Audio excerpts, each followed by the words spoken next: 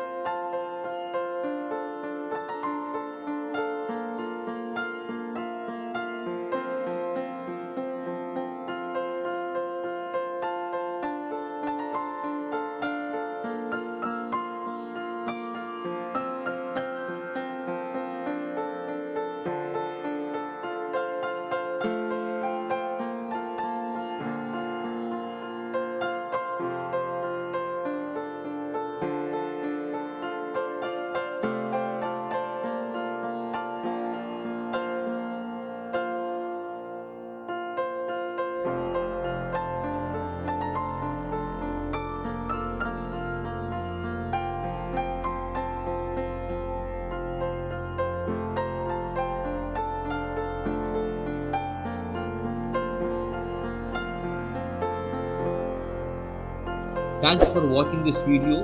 Don't forget to hit the subscription button. We will see you in the next video. Bye bye.